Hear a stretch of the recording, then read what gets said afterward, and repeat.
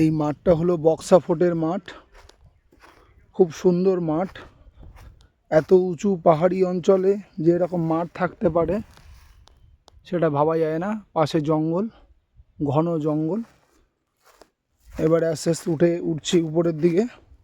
এখানে একটা রাস্তা আছে, আপনারা দেখতে পাচ্ছেন। এই যে ফোর্ট উপরে, সম্প্রতি এই উপরের স্ট্রাকচারটা গভর্নমেন্ট তৈরি করেছে। এই বক্সা ফোর্টের রাস্তা। আমি এখান থেকে ট্রেক করে যাচ্ছি। ক্রমশ রাস্তাটা উপরে উঠছে।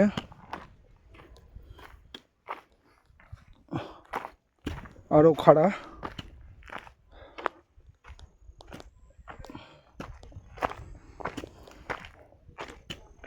কিছুটা উঠেই বাঁ দিকে আমরা একটা গেট পাবো।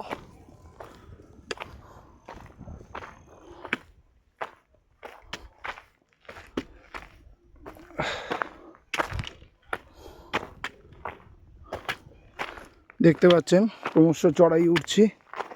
আমার হাতে কিন্তু একটা লাঠি আছে। এখানে কিছু সিঁড়ি করা রয়েছে।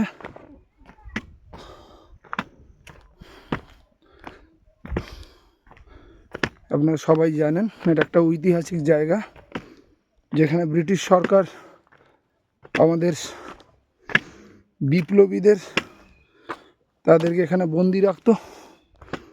সেই ঐতিহাসিক জায়গা। একেবারে ডান দিকে যে দেয়ালটা দেখতে পাচ্ছেন,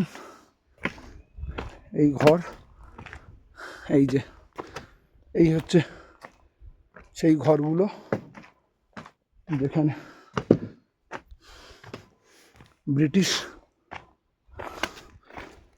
আমাদের বিপ্লবীদের, এই যে একটা এখানে একটা স্ট্রাকচার করা আছে দেখতে পাচ্ছেন, শহীদদের স্মরণে। উপরে উঠে গেছি, সামনে ঘন জঙ্গল।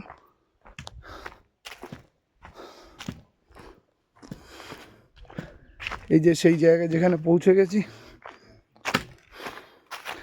বিপ্লবীদের রাখা হতো এই ঘর, এই সেই ঘর। দেখুন আমি ভিতরে ঢুকছি, এই সেই ঘর যেখানে বিপ্লবীদের রাখা হতো, তাদের উপর অকথ্য অত্যাচার চলতো। এবং শোনা যায় যে তাদেরকে অনেক সময় এই জঙ্গলে, বক্সার জঙ্গলেও মেরে ফেলে দেওয়া হতো। আপনারা জানেন এই সেই ঘর। দেখুন হাড় হিম করা একটা ছমছমে ব্যাপার। আরও ছোট ছোট ঘরগুলো, আমি আরও ভিতরে ঢুকছি, এই সেই ঘর। আমি ঘরের সামনে দাঁড়িয়ে আছি। নিজের মধ্যেই একটা অদ্ভুত রোমাঞ্চ কাজ করছে।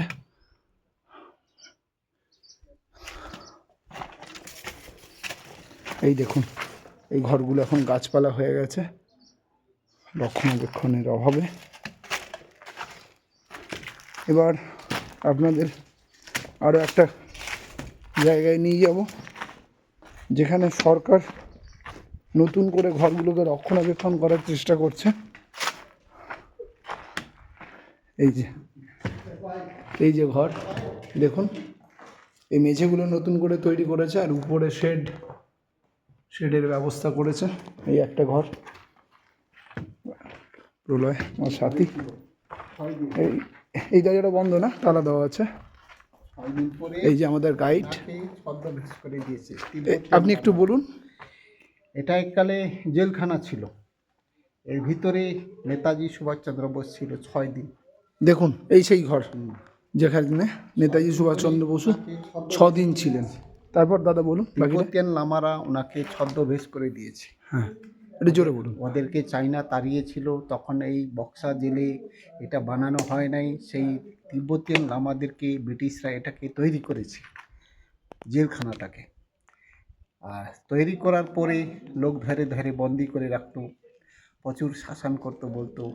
সেই লামারা আজকে কেউ আছে বুধগয়া, কেউ আছে হিমাচল প্রদেশ, কেউ আছে কর্ণাটকা, সব বসবাস করে আছে, কেউ ধর্মশালায় আছে।